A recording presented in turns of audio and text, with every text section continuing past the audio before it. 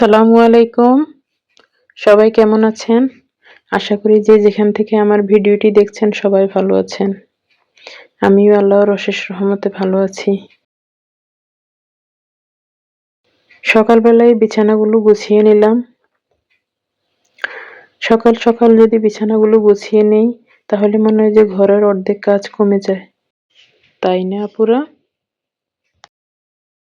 বিছানাগুলো গোছানো শেষ, আমি রান্নাঘরে চলে আসলাম। প্রথমে এক গ্লাস চিয়া সিড শরবত বানিয়ে রেখে দিব। শরবত বানাতে বানাতে আপনাদের কাছে একটি রিকোয়েস্ট, যদি আমার ভিডিওটি ভালো লেগে থাকে প্লিজ একটি লাইক করে দিবেন। আপনার একটি লাইকই আমার ভিডিওটাকে অনেক দূরে পৌঁছাতে সাহায্য করবে। যদিও আমি ইউটিউবে একদম নতুন, কোনো কিছু এখনও শিখে উঠতে পারিনি, প্লিজ সবাই আমাকে সহযোগিতা করবেন। আমার ভুল ত্রুটি ক্ষমা সুন্দর দৃষ্টিতে দেখবেন। যে আজ আমার ভিডিওটা প্রথম দেখছেন প্লিজ আমার চ্যানেলটাকে সাবস্ক্রাইব করবেন। সাবস্ক্রাইব করে আমার পাশেই থাকবেন।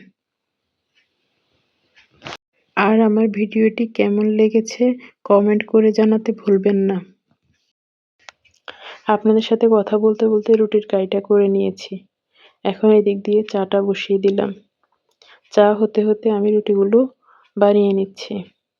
আমি ঘরে যেই কাজটাই করছি সেটাই আপনাদের সাথে শেয়ার করছি। শখের বশে ইউটিউব চ্যানেল খুলেছি, দেখি কতদিন কাজ করা যায়।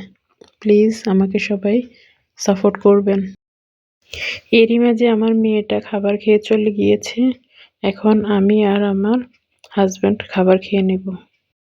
আজ আপনাদের সাথে দুপুরের রান্নাবান্না শেয়ার করব না। আজ খাবার টেবিল থেকে আপনাদের কাছ থেকে বিদায় নেব।